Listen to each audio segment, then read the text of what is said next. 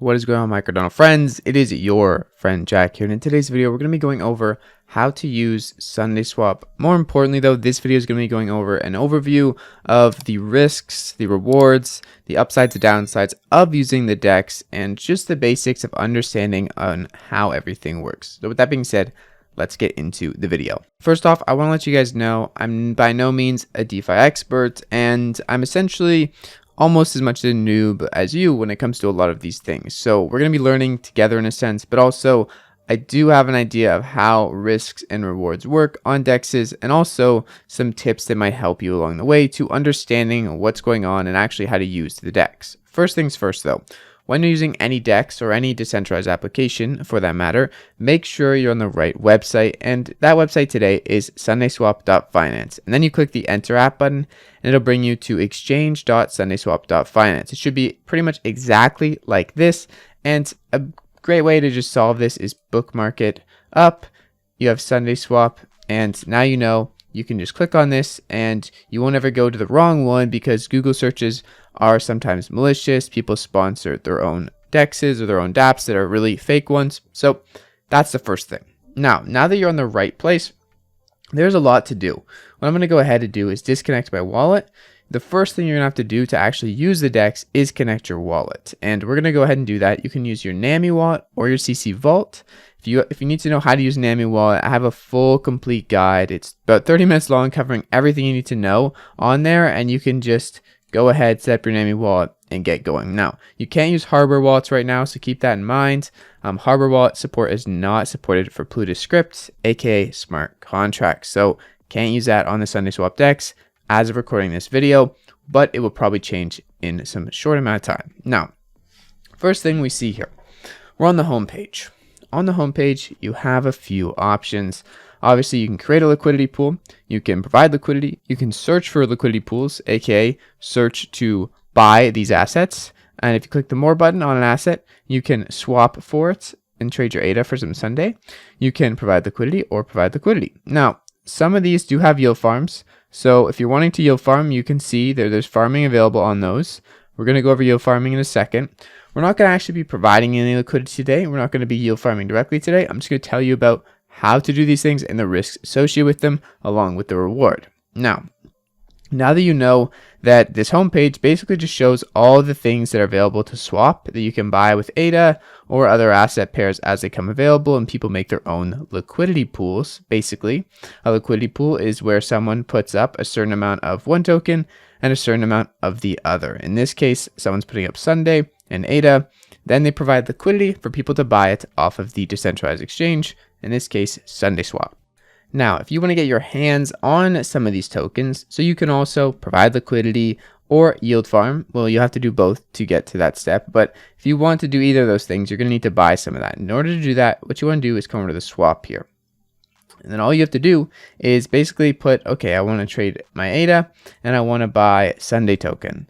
And I can say I can put 9 ADA in here and I will get 11 Sunday back. Now, also keep in mind, right now, there's something called a slippage price impact. That means that right now, if we have, 9 ADA and we want 11 Sunday, that's a 0% slippage. That's if we're getting it at the current exact value. But Cardano network is congested, and it's really hard to do anything right now that quick and that instantaneously. So the slippage tolerance we have set is 3%, meaning this price can basically have a divergence of 3%, the amount we're going to get in return. And if it is greater than 3%, it will not make the trade. It will not execute, and we can cancel it, so we don't have to get something we didn't want. Now, you can up this tolerance by clicking the settings button, and you can change it to whatever you want. Keep in mind, the more you set this, the less Sunday you're willing to get in return for your amount of ADA that you're putting here, or vice versa, whatever tokens you have. Say we set this to 10%. Now we have basically a 10% range. So this could go up to 10%, and we could get pretty much 2 fewer amounts of ADA, or 1.5 fewer amounts of ADA, or Sunday for this amount of ADA. So keep that in mind. Slippage is a thing. A lot of the times right now, it's going to be hard to get orders through. as congestion is a thing. But if you do want to ensure your order gets through, higher slippage will help that if the price goes up and up or down and down and it's not so stable. Now, if you want to go ahead and see all of the details of the transaction before you swap, you can go here, click this little button right here and click the down arrow. You're going to see all the fees and basically everything associated with the transaction.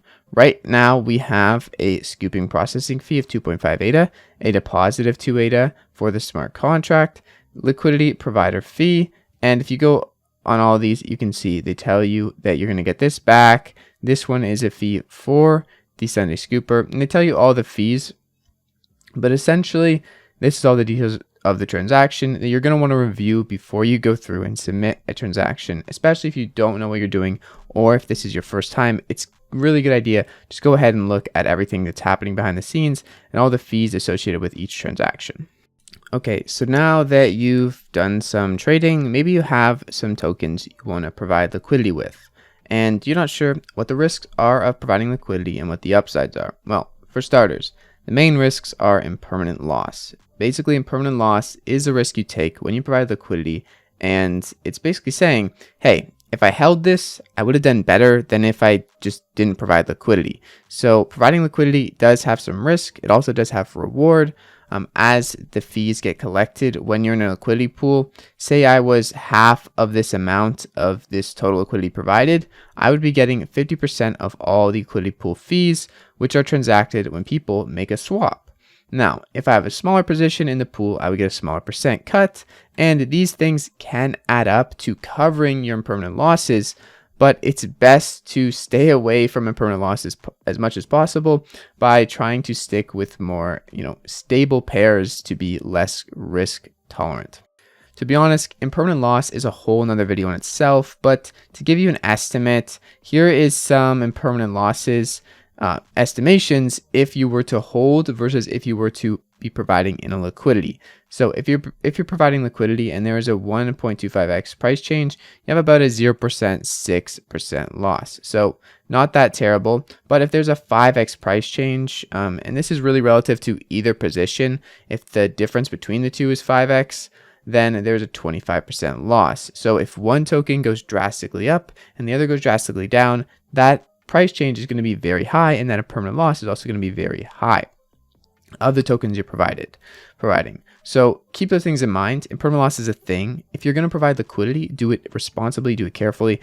And honestly, I would start off with lower amounts so you can get a feel for what you're actually doing. I'm going to leave this article down in the description so you can read it all for yourself. I can do a separate video on impermanent loss, but to be honest, it's probably best you try out the DEX for yourself with smaller amounts to get a feel for what is really going on. I think, to be honest, that's the best way to do anything, is just to test with small amounts. And luckily on Cardano, you can do so. There's no crazy fees. And if you want, you can also use an impermanent loss calculator, which I'll also link down in the description. Right now, we're going to do a quick example. So say token A is our ADA. ADA is worth $1, okay? And then token B, Sunday, is worth 50 cents. And actually, no, let's say it's worth 90 cents. So 0.9. If we have this and we provide liquidity now, and we want to stop providing liquidity at some point in the future, and the new prices are, let's say, 50 cents ADA and $1.40 Sunday. Now, our impermanent loss is 14%. Could our liquidity pool rewards make up for this? Absolutely, they could, especially if you're yield farming, but that is a risk you're going to have to take and calculate. That's why I said it's easier to do these things if you're trying it out for yourself with smaller amounts, so you can see these in action, see what the upside is versus the downside, see if that impermanent loss is covered by your smaller positions, and then you can gauge if it's worth for going for higher yields or more degenerate plays with more ADA.